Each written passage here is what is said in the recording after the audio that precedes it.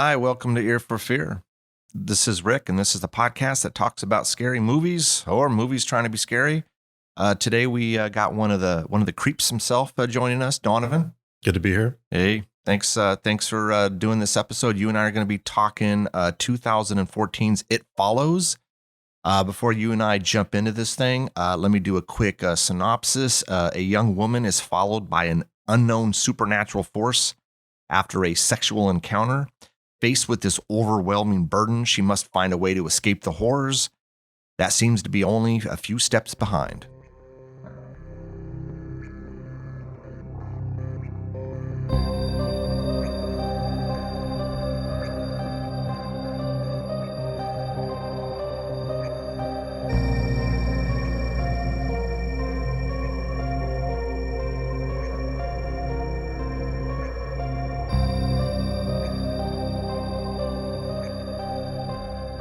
All right, man. So It Follows. You and I think I came to you. I said, hey, let's do this. I hadn't seen this movie in a while. I saw this when it came out, and I think that was it for me. Like, I saw it. It was okay. It got like a lot of like, oh man, you got to go see this movie. You got to go see it. So I went and checked it out, and it wasn't like I hated the movie, but I don't know. I had some issues with it then. Then I haven't watched it since then, and then rewatched it again last night for the podcast. And some of those issues I had in say 2014, or actually really, because I think it was released in 15, at least here. I think I still had some of those same issues. Doesn't mean I didn't like the movie. Like, it has some good stuff going on here. But I we'll dive into it, but I got some issues, especially with the overall message of this movie that really just, I don't know. It seemed to be really thrown in our face, and I don't know. What are your, you had saw this, is this a couple times now you've seen this, 2, 3, 4 times? Yeah, this is the second time. I'm curious what the message is for you. I think for me, it's a little bit more general. Has nothing to do with like sex or STDs, which I think is kind of like the clear, obvious takeaway. For me, it's more like the inevitability of our like mortality. Like despite what you do, death's coming for you. But we'll get into it, I suppose. General thoughts. I really like this movie. I still like this movie. First time I watched it was around the same time you did, I think, because it came out. I watched it. This would have been March 2015, but I watched it sometime after that. And then some months later, I ended up coming up with like not my friend group, but a friend group that my friend is in. We were all hanging out, and like It Follows came up, and no one seemed to like it or found it scary. And then I asked them, how did you watch this movie? And they said they watched it in a group.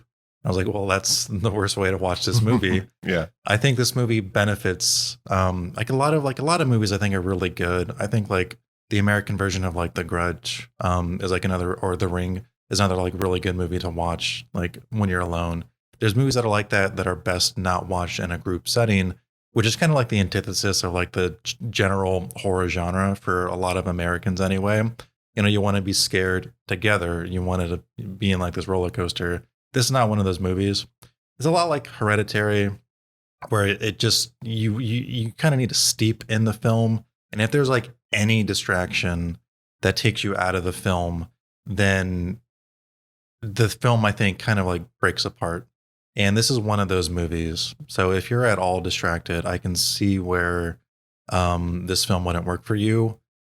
Now, having said that, can this movie be a successful film when the whole medium is kind of having you sit through a prolonged duration, and it's so easy at any point during that duration to be distracted? That's like another question for like a different podcast, Sure. But general thoughts, I kind of love this movie. I love everything it's doing. There's some sort of like logic things that maybe we can get into, but I don't really care all that much, because I think for the most part, this film kind of shies away outside of like the first 30 minutes or so about the rules of the monster. And there are things that the characters do that in hindsight, they don't test it as further the monster as far as they could. But they're also like 19-year-old kids. They only have access to so many things. but we'll get into that, I'm sure, as well, because this movie invites a lot of discussion. It does. I guess first of all, spoiler alert. So if anyone hasn't seen it, we're going to spoil the movie for you. So, if you haven't seen it, you want to see it, go, stop us, pause us, whatever, go check this out and then come back. But it's not that I disliked this movie. I think it has a lot of good elements going for it.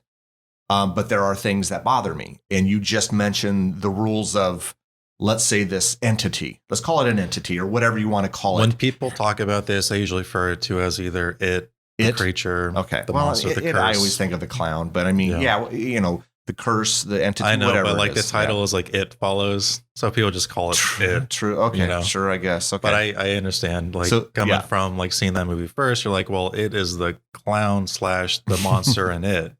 So. So well, I guess let's first go before we like kind of I don't know if you want what sort of format you want to go with this episode. I mean, we could just kind of jump around and talk about what we liked or disliked, or we could just kind of we don't have to dissect every scene. Let's first go over the characters. We got Jay. Jay is the main character. Paul, I think it's Yara, Kelly, Hugh, and Greg. And I think I think we have a few other people. We might have some others in there, but they're not like huge characters. So I would say those are probably, what is that, 6? That's probably the main 6. It's a pretty small cast. Yeah. And this was a lower budget movie. I think they made it for about $1 million. I think it ended up grossing about maybe 20 million worldwide. Which is great. Yeah, that's a huge success. Yeah. Definitely, absolutely. So when you have those lower budget movies, you're not going to have a ton of, you're probably not going to have a ton of actors. You're trying to, you're kind of doing it on a smaller scale. Let's also like not forget that the monster is played by like 10 plus people, throughout the movie. Yeah, it is. This thing is just, it constantly changes forms. I don't know. At times I don't have an issue with it. At other times I do have an issue with it. And I don't know if it's, how do I explain this? Like, it can change a form. Say it can turn into your mother, and you don't think anything because it's your mom. But then it changes into these random characters that mean nothing to you, and it changes so fast that it just doesn't make sense to me. Like within a minute, like there's a scene later on in the movie when they're on this is a lake or something, and it's like one second it's a woman, and then another second it's a boy. And I don't understand the rules here. And like, I could see if it constantly changed into like people you knew, then you would be so screwed. You have no idea what's going on here. And I think I would have liked that premise more. Yeah. I do love the idea of this thing like following you constantly. The whole sex thing, I'm not feeling it. I don't like it at all. But the idea of something, you've given something. So let's just say what it is. This thing is transmitted through a sexual encounter, which like I said, I just don't care for. I think I would have been more on board if it was maybe an object of some sort. Say like in Drag Me to Hell, the button was cursed. I don't know what they would have done with that, but the whole sex thing, I didn't care for it. And so it's like, it's like you have sex and then all of a sudden this thing is now following you, but the person who gave it to you can still see this creature. And so I get that part of it. Like the rules sometimes are confusing for me. And I'm all for, if you establish certain rules and you follow those, whether I like them or not, I'm down, as long as you're consistent. And I felt it wasn't consistent. What did you think? Yeah, this is funny because usually I'm in your seat talking about this stuff. I know, and this is why I love this, because you've said this a million times on this podcast. So when it comes to the rules, there's a couple that are kind of hard and fast. The first one being that it is transmitted through sex, and if we want to talk about like the themes of that, it's more so like the loss of purity or innocence. That's what sex means here. So and there's also like this theme of water in the movie. We open with Jay like in the pool. Yeah. And we see that as a place of comfort for her. We also, the big climactic scene with the monster at the end is also in a pool. And then we also see that her pool is destroyed after the monster is already, started coming after her. So there's also like that. There's sex, there's water. And these are like, things that wash yourself with or things that can be taken away. So when it comes to that, it's your loss of purity. When this monster chases you down, it's your loss of purity. And my reading of that is that as you get older and you lose your innocence, you also need to come to accept your own mortality. So this creature is kind of like embodying that, you will die, and you typically realize that after you've gone through this change. And you believe that sex is this change? Regarding the movie, that's its sort of stake in the ground. Like that when you have sex for the first time, that's when you lose your innocence. Obviously, it's not that simple. I don't even know if the movie's making it that simple. At some point, you just need to have an idea and stick to it, right? Sure. So, like the grayness of that idea and how much you agree with it, disagree with it, or like it, that's totally fine. Wherever you stand, I stand thinking it's cool as fuck, and I really kind of like all this stuff. But so the rule is that if you have sex, this thing is going to follow you. A rule that isn't hard and fast that we kind of only figure out later on is that if you're on this chain, you can still see the monster. And the second rule being that you can't kill it. And that's another rule that we just kind of like see, right? But like there's really just that one rule. It's gonna follow you no matter what. And everything else is kind of like set dressing. The way it transforms, I forget the character's name, but the guy who passes it to Jay, he says that it'll change and it do whatever thing it can do to get close to you. Now we find out later in the movie that that's not really the case. Oh, Hugh was the character. Hugh, yeah. Yeah. So, and this movie, the reason I said it invites a lot of discussion is because I don't think that any of these characters are reliable. They only know the rules as they've been told and as they've seen. So when Hugh says it does these things in order to get to you, that's his experience of the monster. Now, some of those are going to be factual. For one, we know it does in fact always chase them. We also know that it always goes at a snail pace. We also know that it doesn't stop. But what we don't kind of know is how does it get to them? Is it following roads? Is it walking over houses? Is it just take a beeline straight to them? Is it navigating like Google Maps type of thing? Exactly. Yeah. So is it like, let's say, and we'll talk about like director comments in a second because I looked it up real fast. Okay. But let's say you're in the US, you took a flight to Japan. Is it going to walk through the water, or is it going to take Jason Voorhees he drove a car like across the state? Is he going to take a plane? Like these are things we don't really know. And that's because that movie doesn't test it. Now the director Mitchell has said that it could in fact take a plane in order to get to you in Japan, which makes sense. The monster isn't stupid, but it also seems to have sort of like a base level of intelligence. It knows that if there's a locked door, it can just go through a window. It can attempt to break the door down. It can just knock on it for you to open it up if you're unawares, Which we've seen in the movie. We see a broken window a few times. We see a broken door. We see it takes the form of, I believe his name is Greg.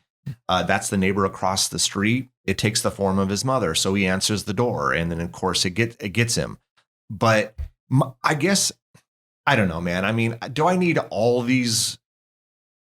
Okay, I like the rules. That's why I said I don't need a huge backstory. Oh, go ahead. That's why I said there's just like the one rule you need to care about. Well, and then two, for the listeners, again, I guess if you've seen this, then you kind of know. But if you haven't and you still want to just keep listening, we're going to ruin it for you. But if you've given it to someone and that someone dies, then it comes back to you. So if you've given it to, so Hugh gives it to Jay. If Jay dies, then it goes right back after Hugh. Because I believe at the beginning of the movie, we see a death. We see this girl who is being followed.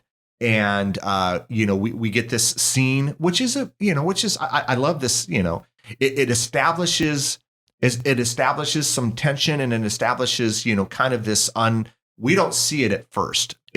She sees it. No one else sees it.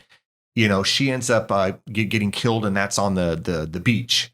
So I was curious, do you think that was something that was passed to Hugh passed it to her, and then she died, Right. and then Hugh got it back, and then he's like, oh crap. So let me. So I was thinking about this last night after I watched the movie about the timeline of this, and I didn't actually look into other people's, version of this timeline. But the simple fact is that we don't know, and I don't think it's fair to make any assumptions. We actually don't know if Hugh has already passed this on before. We just don't. We know that he knew enough to make his presence almost anonymous, right? Because he rented that house under a fake name, which was not where he lived. And then he found a girl, found a target, parted with her, sent it on. But, and this is where the timeline gets really murky. Now, did he already pass it, or was he already in the process of passing it? Or did that first person that he passed it to, does he know she died because he sees it following him? We just don't kind of know. And the reason I think there's like this murkiness to it is because in the opening scene, when they're on that first, not the opening scene, but in their first date, Yeah. he's like extremely comfortable. And now you would only be that. And this is foresight on my part. I've already seen this movie, so I knew what to look for. But he's like so comfortable, and that leads you to two conclusions. Either he has put like so much distance between him and this thing, which require like a level of foresight, or he's in a position where he's looking to spread it. I'm sorry. Those two go together, and he's looking to spread it, or he does not think that he's already passed it along. He thinks he's safe. He does not think the thing is following her or him. And then when he's in the movie theater and they're playing that game, and he turns around and he sees that the monster, that's when he gets like a huge oh shit moment. Whatever happened, like they say he did pass it, that person is now dead. And that could be the girl we see in the opening movie. It makes sense. In the scene. We don't know, but that could be it. And so this is where like the movie invites a lot of discussion, because the timeline, we don't know. Like even if you watch this movie and you attempt to like map it out, it's pretty murky.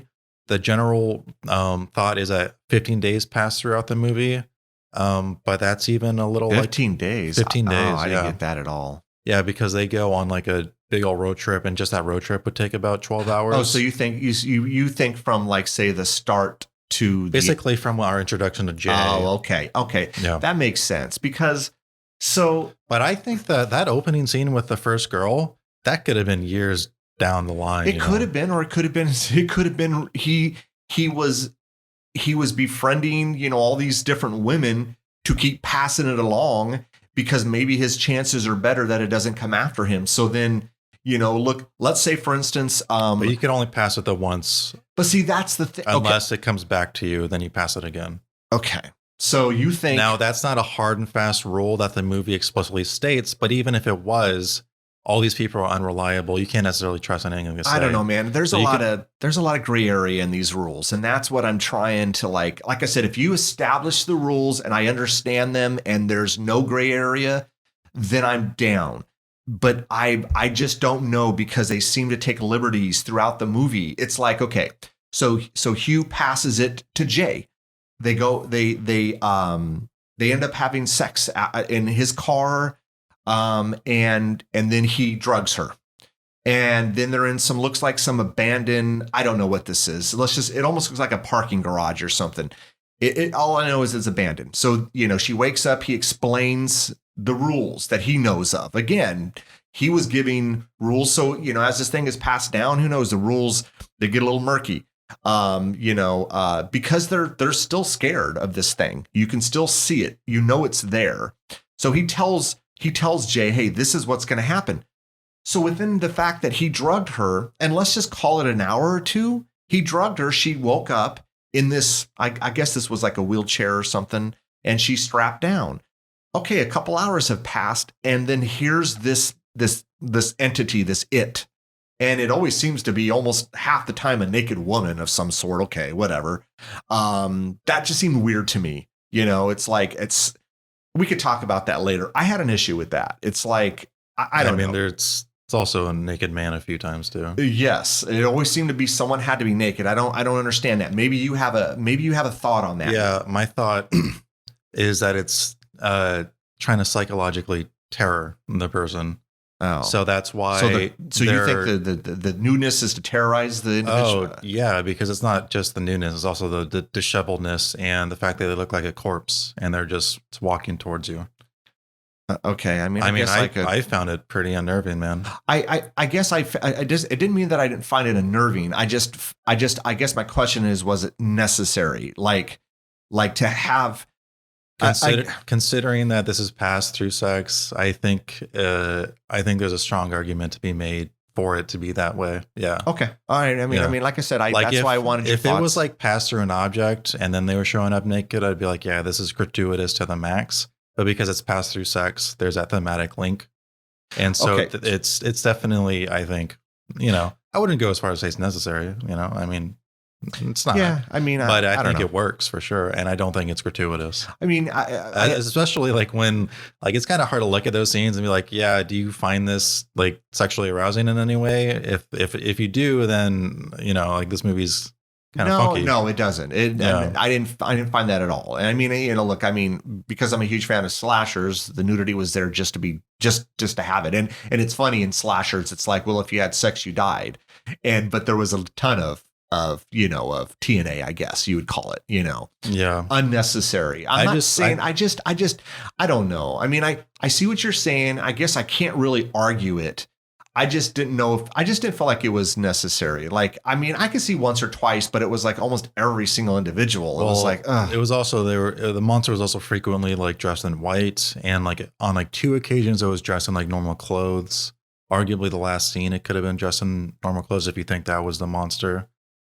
So yeah, it could have just like, I think it always chose a form to mess with the person it was following, and which is why it changed so frequently sometimes, because every single time you see it differently, there's always a shock of this, especially when like half the time the monster like looked, kind of like messed up. It's also why it frequently showed up as, I on 2 occasions, I think it showed up as her dad, once on the roof when it was naked, and then again at the very end. In the pool. Well, we see the foreshadowing, right? With like in her bedroom on the mirror, there's 2 photos. I think I don't know if they were Polaroids or not, but they were 2 photos. One of her in her pool and one of her and her dad. It was foreshadowing the end, her in a pool, So I don't know, man. Like I said, I it's like, okay, so Hugh gives this to Jay. Within an hour or 2, you see this creature, this it.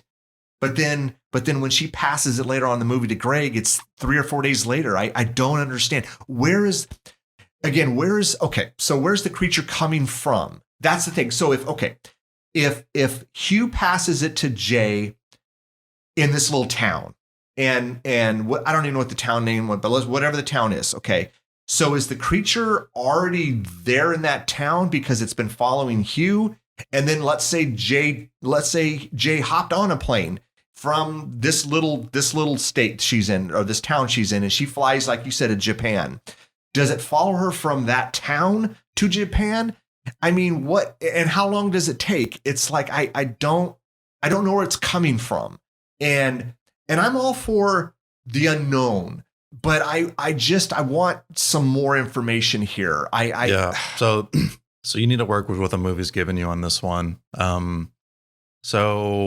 And let's ignore what Mitchell has said, the director / writer has said about it hopping on a plane. I think if we're looking at just the movie, you ignore that. We've never seen it do anything like that. So assume that it could only walk, and assume that it would take the easiest route. So it's not going to try to like climb over fences or houses if it doesn't need to. And then it walks at a walking pace, right? And so let's just say for some whatever weird reason, I'm in like California, and a person I just gave it to is now in Nevada. And let's say that person in Nevada, it's like halfway in between that mark, but that person just dies unrelated. Halfway, it's now at that halfway point. It's not coming back to me from that halfway point. It doesn't magically like materialize somewhere else or closer to me. It's always in transit, and it's always going to be in transit at wherever it was when that last person died. Which is why we then see when Greg dies, it just immediately starts heading to Jay. No, yeah, I remember that part. Yeah. Yeah. So now your question is like, why did it take so long to get to Greg that first time around? Why did it take 3 to 4 days? Yeah. Well, we have no idea where that hospital was. And we also know that the monster was like last time we saw it was in that road trip 12 plus hours away. It would take, I think, I was looking at the math, but more or less there was parts of that trip where it would actually take about 72 hours for them to, for the Okay. monster to get to, which is why that 3 to 4 day timeline kind of makes sense. Okay, so and that's why I say okay. about 10 days or 15 days happens throughout the course of the movie, or at least the way it's generalized to think it's around 15 days, because just that road trip, like they're at the lake house for a while, and then the monster catches up to them, and then they go to a hospital. We don't know where the hospital is, pass it along. Well, I would think we would think the hospital, because she gets in that car accident right by the lake house. So we would think that it's the nearest hospital wherever this lake house is. That's my problem with it is, okay, I get what you're saying. If they drove, say, 12 hours from where they live to this lake house, okay, I could see it taking a few days. Definitely. But if it's at the lake house and she has now got into a car accident, okay, and what, a mile down the road, a half a mile down the road, if that thing would have still been following, and it would have gotten to her quick, because at the hospital, who knows how long she was there for? It would have come into the hospital. Right. That's my problem with it. It's and like, that's where like I make the counter argument is it's unfair to have a problem here, because they don't give you a distance to the hospital. They don't tell you how long she's been out, how long she's gotten treatment. So it's like, well, there's too many factors for me to know for sure. okay, so let me give you an example. Okay. And I was thinking about this last night, and you tell me if I'm wrong. Okay. So she hops in the car at the lake house and she drives, let's just call it, to me, it looked like not even a half a mile, but let's call it a half a mile. She gets into the accident. She gets knocked out. Okay. It would have taken time for her friends to run after her. Okay. Now they're running versus this it thing walking, but it's still walking towards her. It would have taken time for them to call an ambulance, for the ambulance to get there, to pick her up. That takes time. So it could have easily walked to her at that time. That's my issue. It's like, well, okay, easy counter arguments. okay, I'm car wasn't totaled necessarily. They could have just driven the car. 2, they could have moved her. They, at this point, they now, everyone except Greg really believes that the monster exists and is in fact chasing her because what's his name? Hugh. Hugh, yeah. Or Paul. I'm sorry. That's okay. Paul like literally gets wounded. Yeah. He hits the thing with a chair, and they all see the door, explode open. So they know, they believe her now for sure. Yeah. Greg's the only one that's still not sure. Yeah, because he wasn't. He really honestly doesn't believe her, and and so the rest of them see all of this. They see her hair being pulled up. Paul gets knocked out. All of these things. So they're on board, but Greg is not. And the movie cuts all this stuff out. And, whether or not you want to make the argument that it should resolve those questions, that's a fair argument, but there's too many unknowns to say that's a fault just because I didn't show it to you. I just gave you 2, and then I gave you another 2 points to like why the monster just doesn't get her in the hospital bed.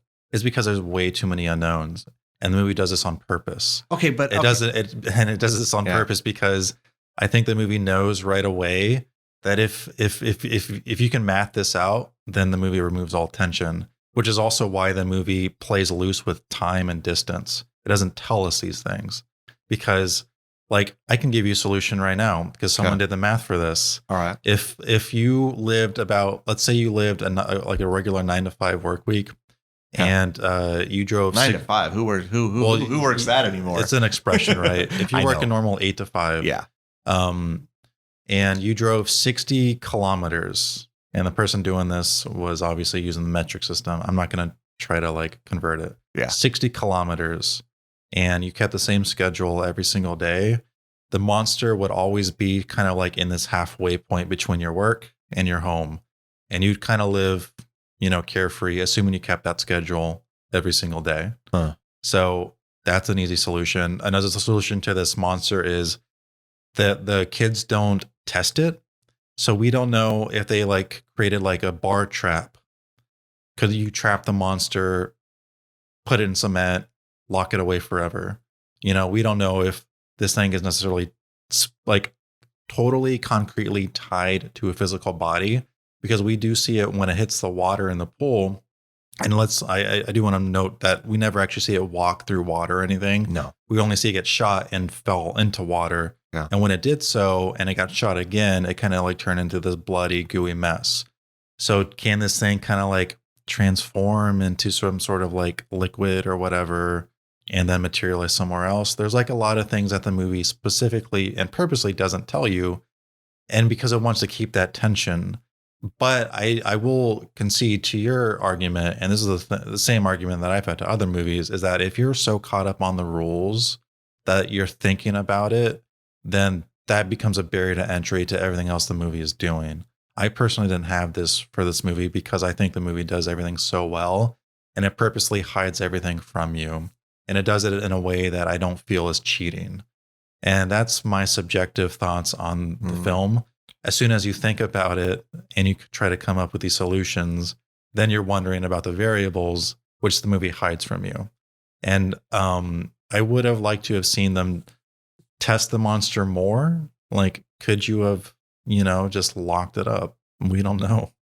We don't know if it could have gotten out. Yeah, I for the most part, and this is what is interesting, because I knew this was going to come up. Because normally you and I are sitting at the opposites here. I'm okay. I can look past stuff and suspend belief when it comes to stuff. And for some reason I can't with this. Like, I'm so focused on I almost feel like there's a bias on your part. I think maybe this movie is too artsy fartsy for you. No, it's not artsy fartsy. You don't think so? No, God, are you kidding me? I've seen way more artsy horror movies than this. Okay. No, not at all. I think I just became so focused on the rules and that that I don't know, like it just kind of overwhelmed me, and I kept dissecting it, and I don't want to do that in a movie. And again, I don't know if it's, I know I'm not the only one that has this issue. So, but is it, I'm just too focused on it. I just couldn't look past it. And it just became such a problem that it took away. Again, I mean, we've been talking about rules for 30 minutes. So yeah, I think it was. I think it was. And it doesn't, like you said, it doesn't mean that I liked a lot of the stuff that it was doing, but the rules became such an issue for me that, and I don't want to focus so much on the rules, but obviously I am. And so maybe that's what's, I can't look past it. I can sit here and talk about a lot of the stuff that I did like, because there are lots of things to like in this movie. I don't want to just crap on the rules. I don't, because I thought for what this was, they did a damn good job with it. Like I said earlier, if you just threw the whole sex thing out, I'm down for this story. I know why it was used. I get it. That idea of something always following you is scary as hell.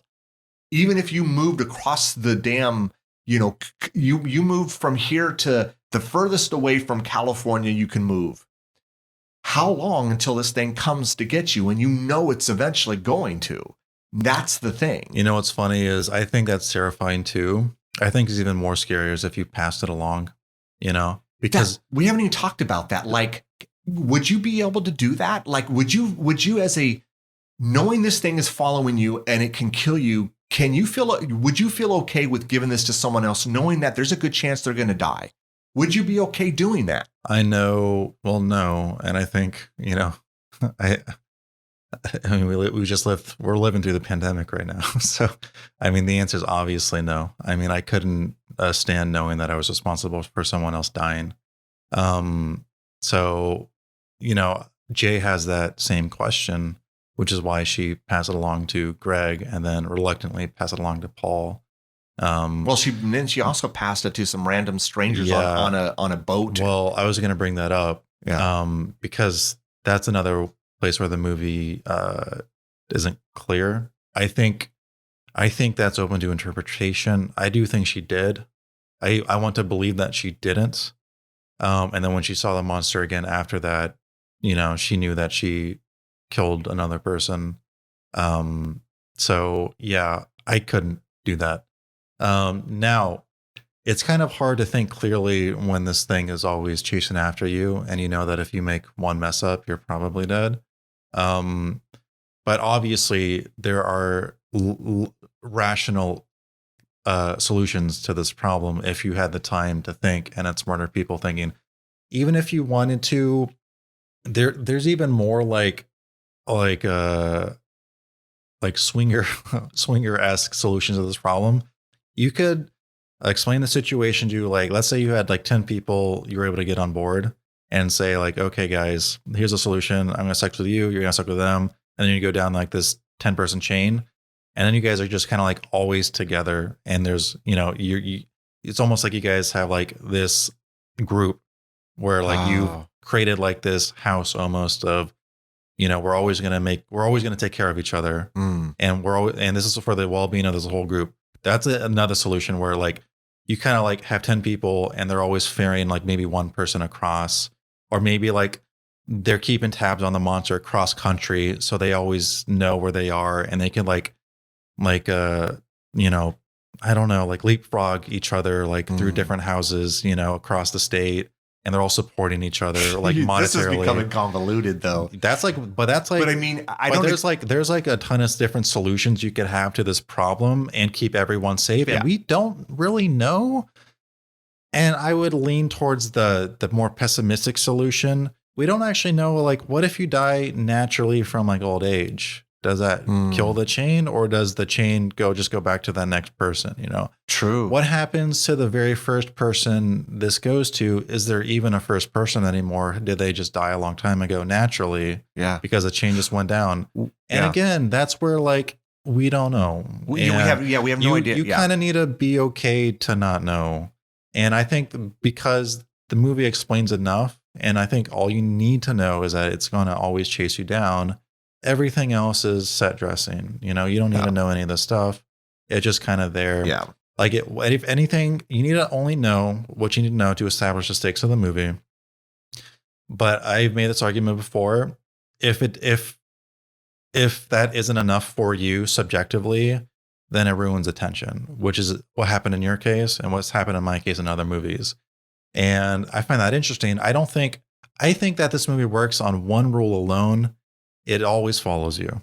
It's literally in the title. If you can get past that, the other stuff, and just focus on that, then yeah, I think I couldn't do it. I find the fact that it changes forms really scary and awesome.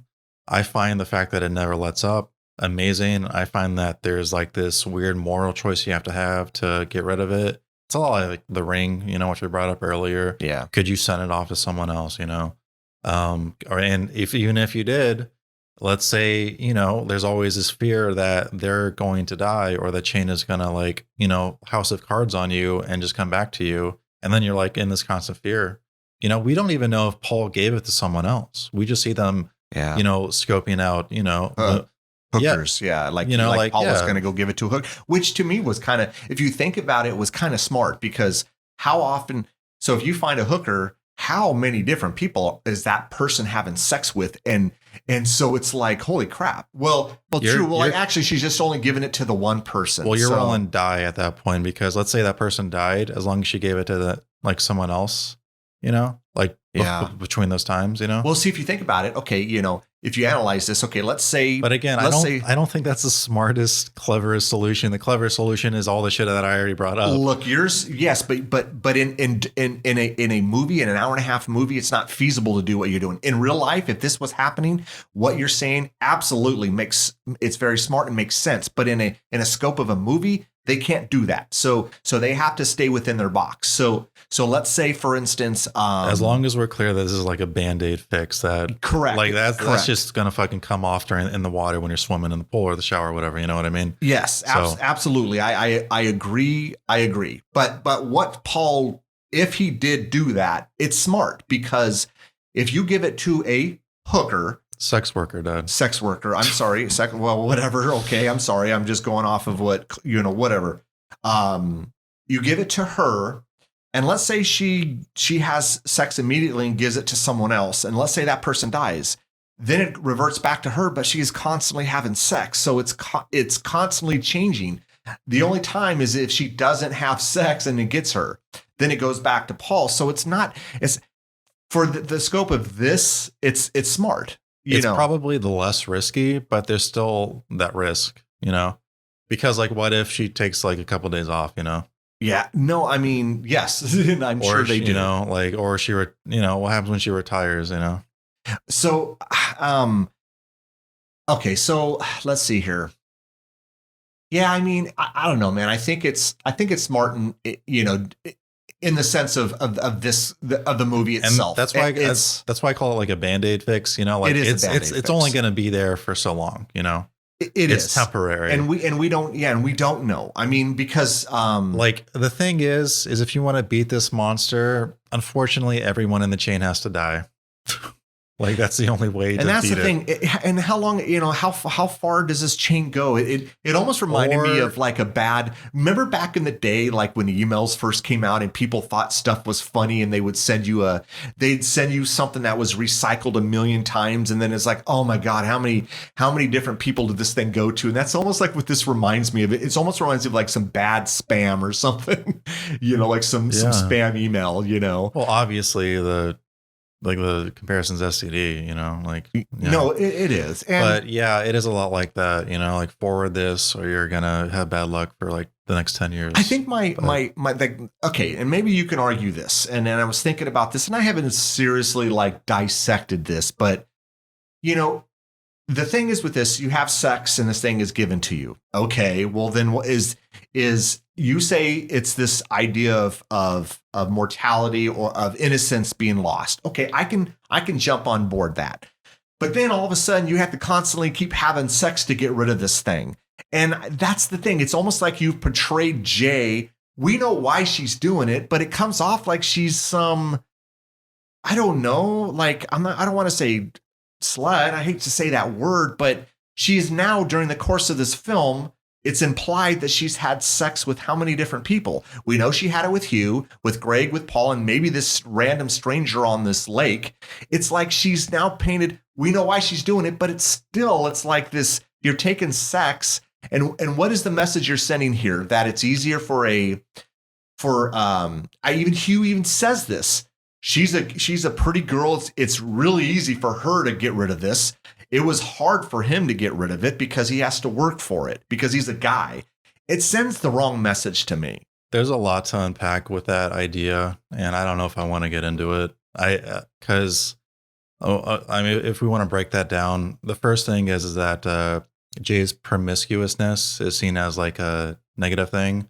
People having sex, that's no issue at all. No, who cares? It's not. But then I think your argument is that the fact that she's then has to pass it along through sex, and the fact that there's a negative thing, you know, makes her like kind of like a huge asshole. But it's kind of like not her fault in a way. Now she obviously, and this is where like the morality of the situation kind of comes in. Is she the bad guy to want to save herself if it means dooming another? I think kind of like the objective answer. Well, my answer is yes, it does. But you're kind of like put in between like a rock and a hard spot. You know, there's no easy thing to do when you're, you know, afraid for yourself, and you don't want to die, and the only solution is to pass it along. Now, the fact that it's through sex kind of complicates the matter, because there is certainly this idea that because it is sex, that it's painting sex in a negative light, because sex is the solution of the problem. But, and this is because I don't want to get into it. I haven't spent enough time to think about this. And I don't want to like give an answer that I regret that I didn't. This is like some video essay or like essay shit. Yeah. And no, if I haven't done the homework and research on it, I don't feel too comfortable talking in detail about it. Yeah. Now, first impressions. I think that I don't know, man. I don't have like a good answer that I could like reliably say. I'm like, yeah, this is how I feel about it 100%. Yeah. I mean, we don't know. I don't think the fact that she's a quote unquote slut. I don't. No, I don't think she and is. The only reason she's had sex with so many people, and again, this is only if you think sex is a bad thing, which I don't at all, is that it failed a few times. It failed twice. It failed with Greg, and it presumably failed with the guy she had sex with on the boat, the guy that she had sex with on the boat. Yeah. You know? And we don't even know if she did have sex with those guys. We don't. It's implied. We don't see it, but we see she's in the car and her hair's wet, so we think that she went into the water. But and she's crying, and she's also upset when we see the monster come for her again. So it's implied that she did doom another person. Again, I think that the easiest solution is to, not pass it along, be the brick or be the stopper and to stop this thing and just come up with this convoluted solution. Yeah. Living in fear, sure. But if you have the right, distance and the right velocity through the earth, then you're going to be okay, even though you always have that thing following you. Now, obviously, this movie complicates everything because it uses sex, and sex, especially in America, is so stigmatized. There are people alive that still think sex is such a bad thing. There are people being born that still think sex is a bad thing. Yeah, let me be clear, because I don't agree. If I don't think sex is a bad thing. I just think that the message that now, not all people are going to get that message. Some people might get the message you got, which is, innocence and immortality. I didn't get that message. Mortality. Oh, I'm sorry. Yeah, I mean, immortality. It would be a much easier movie if there was immortality. It's still early in the morning here. The immortality and the innocence. It doesn't mean I can't get on board that, but that's not. And I'm not saying you're wrong, because you could absolutely be right, but that's not what I got from this. To me, it was like, don't have sex, because if you don't, then you're okay. And it's like, that's not a good message to send. And then I guess my question would be, like, if you wear a condom, does it still change it, or is it literally just sex? Because, and I don't know if that's ever talked about. Like, if you wear a condom, does it not transfer to you? I don't know. I mean, I think that it doesn't matter, but the movie doesn't say. So okay, it's up to interpretation. What I will tell you, I do enjoy about this movie, because again, I don't want to crap on it, because I don't. I think it's still a good movie. So I do want to talk about the stuff I did like. I like the idea that you have no idea what time frame this is. Like, they introduce so many different things in this movie that you're confused on when this is set. And I actually like this, because it almost feels like a bad dream, or you know what I mean? Like, in a dream, there's so many, there's no rules in a dream, right? And there's so many different things that are happening. It's like, they're watching TV on some old TV, but this is 2014, 15. But then one of the friends has like a, kind of an electronic device, and you can never tell with their clothes when this is. And cars are cars, man. I mean, they just could have an older car because they don't have a lot of money. Who knows? The pool was one of those, soft pools that are, I don't know if they're still popular, but they were popular. So I like that. Like, you can't narrow down when this is, so I like that idea. There was a lot of tension that was built with this thing. I'm a sucker for good music. I've said this a million times on this podcast. Some of the music worked great for me. Some of the music didn't work. Like, it felt out of place. Like when you're building the tension of this thing that's walking and all these, okay. Some of the music, like when they're in the high school and they're looking for this Hugh guy, the music didn't fit for me. It just, so, but I mean, there are some good elements here, there are this, again, just the premise alone of something always following you is scary as hell. It's scary. That would scare the hell out of me, and then I guess if you're presented with this thing and you have this choice to make, you don't know what you're going to do unless you're in that position. But I mean, I couldn't give it to someone. I wouldn't feel right doing that, Mm-hmm. But those are the things I really did like. I thought, for a lower budget movie, I thought the acting was really good. I mean, you felt for a lot of these characters, especially Jay. You really felt for her, you felt what she was going through, and it must have just felt miserable and horrible and just overwhelming, right? I mean, I like this movie. I go as far to say I kind of love this movie. Watched it again last night. Kind of felt the same way. I love how methodical it is, how much patience it has. I love the music. It's funny you brought up the one in the high school, because that track did stand out, but I still thought it worked. Did you? Yeah, I think the soundtrack is amazing.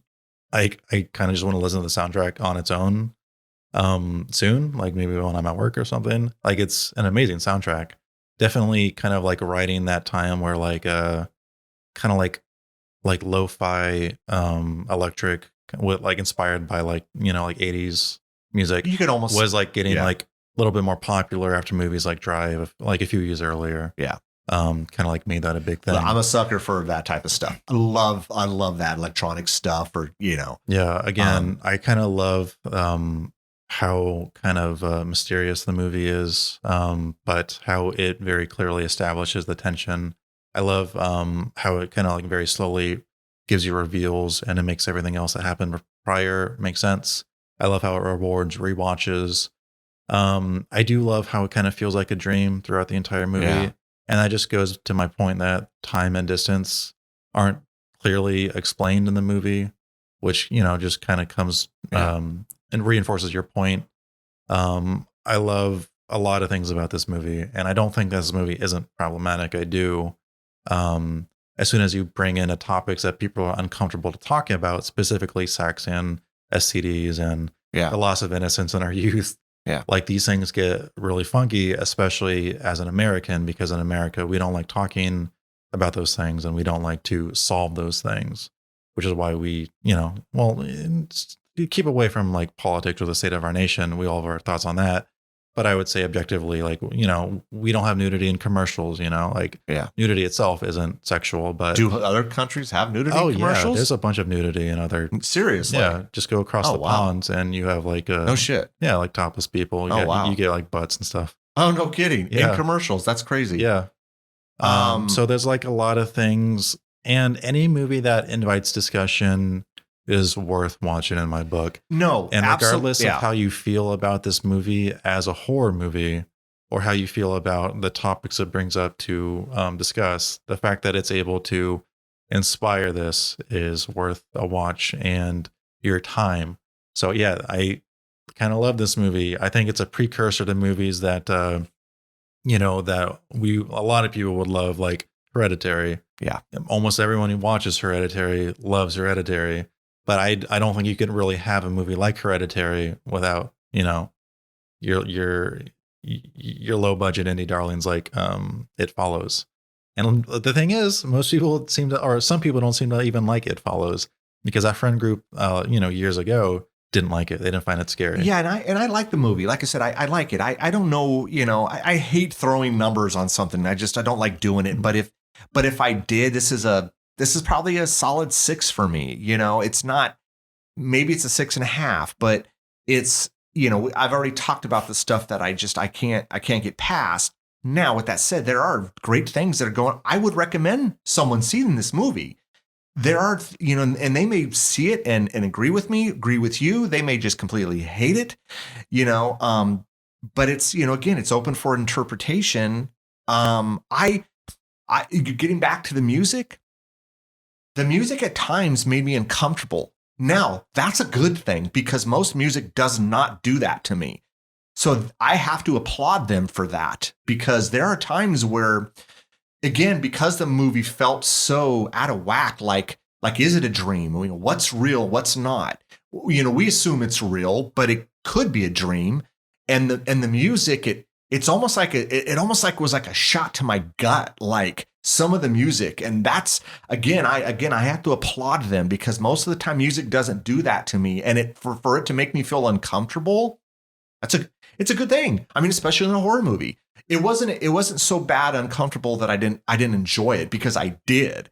So I have to give, you know, tip my hat to them for that. You know, I'd heard like the director there was a video game that he used to love to play, and the band or the people that did the music for that video game, he actually hired to do the music for this movie. So I thought that was really cool. That is cool. Yeah, this movie is full of tension, and I think a big part of that is the music.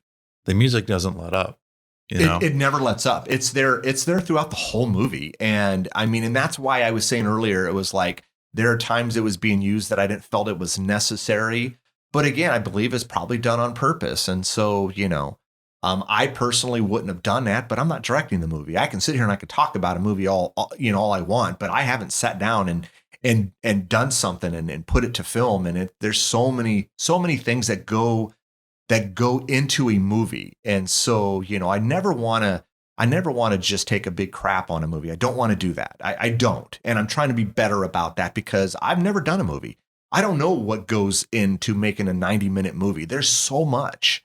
And so just because I didn't like it or I didn't think certain things worked, it doesn't mean that I don't respect the art, because I really do, And there are some, like I said, there's some great things going on in this movie.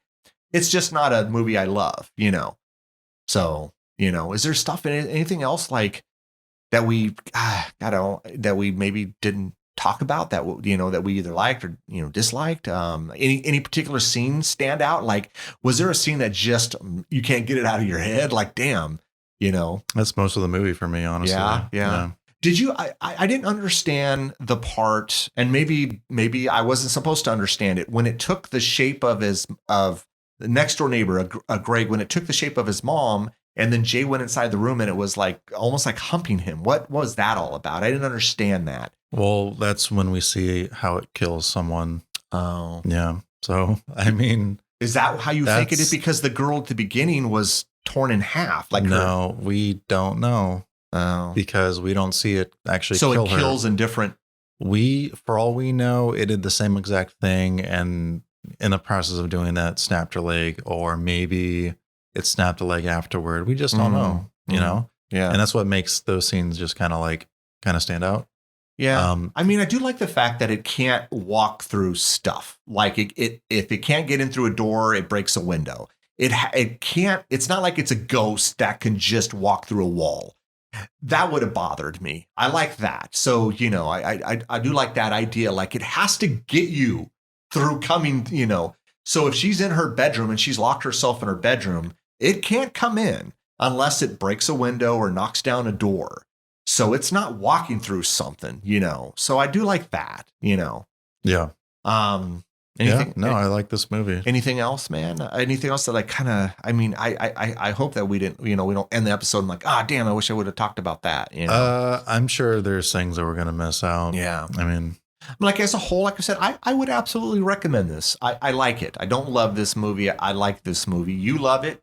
I think it's awesome that we finally got a movie where we're almost opposite on. Yeah. It doesn't happen that often. Yeah. No, it doesn't. So I guess that's it, man. I think we've talked about everything. Well, I mean, I don't know. Maybe we'll do a part 2. About part 2 if we forget something that's like totally necessary. But, yeah, I mean, because we could really delve into dude, other the thing about this movie is you could probably do like a 6-hour dissertation on this podcast, or for a podcast if you wanted to. For this, yeah. But that's not who we are, man. We watch a movie, we give our thoughts, we throw in a little couple facts if we know anything, and then like this is kind of like almost like an impressions, like with a very little bit of analysis thrown in. So like when it comes to like all the things that we could talk about, we're never going to hit every single one. No, we're not that. Because just talking about like the death scene with like Greg, like that, we could probably talk a whole hour on that if we really wanted to.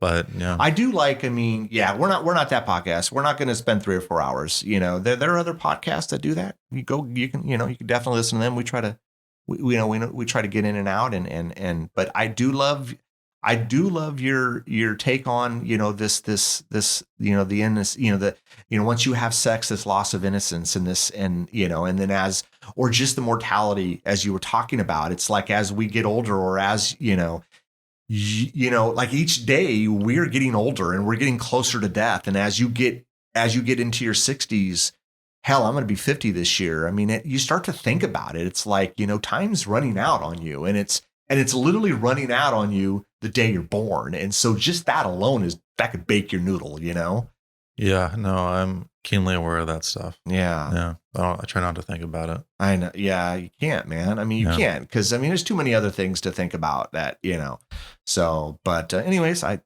think that's it for us. Yeah. I like it. Check it out. Donovan loves it. Check it out. Yeah, watch it. It's not a good time, but it's a great movie. Yeah. So I guess that'll do it for us. Hey, thanks for listening. Hope everyone's staying safe out there. Come back and check us out. Thanks again for listening. Make sure you tell everyone about our Ear for Fear podcast. Don't forget to follow us on Facebook, Instagram, and Twitter at Ear for Fear. You can also check out our website, earforfear.com. There you can keep up to date on news, events, and episodes. You can find us wherever you listen to podcasts. We hope you come back and get an earful.